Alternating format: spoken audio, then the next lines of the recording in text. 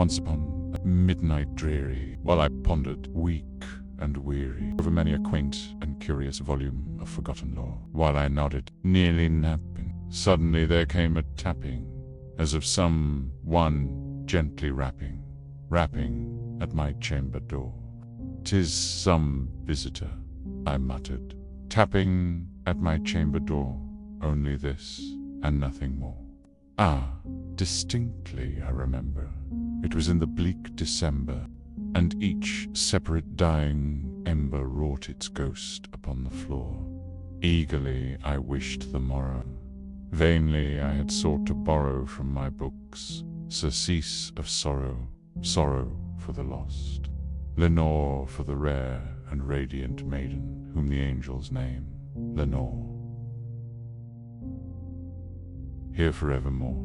And the silken, sad, uncertain rustling of each purple curtain filled me with fantastic terrors never felt before, so that now, to still the beating of my heart, I stood repeating, "'Tis some visitor entreating entrance at my chamber door, some late visitor entreating entrance at my chamber door. This it is, and nothing more." Presently my soul grew stronger, hesitating then. "No longer, sir," said I, "or madame, truly your forgiveness I implore. But the fact is I was napping, and so gently you came rapping, and so faintly you came tapping at my chamber door, that I scarce was sure I heard you. Here I opened wide the door. Darkness there, and nothing more. Deep into that darkness peering, long I stood there, wondering, fearing, doubting, dreaming dreams no mortal ever dared to dream before. But the silence was unbroken, and the stillness gave no token. And the only word there spoken was the whispered word, Lenore. This I whispered, and an echo murmured back the word, Lenore. Merely this, and nothing more. Back into the chamber, turning, all my soul within me burning. Soon again, I heard a tapping somewhat louder than before. "Surely," said I, "surely that is something at my window lattice. Let me see, then, what thereat is, and this mystery explore. Let my heart be still a moment, and this mystery explore. 'Tis the wind, and nothing more." Open, here I flung the shutter, when, with many a flirt and flutter, in there stepped a stately raven of the saintly days of yore. Not the least obeisance made he, not a minute stopped or stayed he, but with mien of lord or lady, perched above my chamber door, perched upon a bust of Pallas, just above my chamber door, perched, and sat, and nothing more. Then this ebony bird, beguiling my sad fancy into smiling, by the grave and stern decorum of the countenance it wore. "Though thy crest be shorn and shaven, thou," I said, "art sure no craven, ghastly, grim, and ancient raven, wandering from the nightly. Sure tell me what thy lordly name is on the night Plutonian shore." Quoth the raven, "Nevermore." Much I marveled this ungainly fowl to hear discourse so plainly, though its answer little meaning, little relevancy bore. For we cannot help agreeing that no living human being ever yet was blessed with seeing bird above his chamber door, bird or beast upon the sculptured bust above his chamber door, with such name as Nevermore. But the raven, sitting lonely on the placid bust, spoke only that one word, as if his soul in that one word he did outpour. Nothing farther than he uttered not, a feather than he fluttered, till I scarcely more than muttered, "Other friends have flown before. The morrow he will leave me, as my hopes have flown before."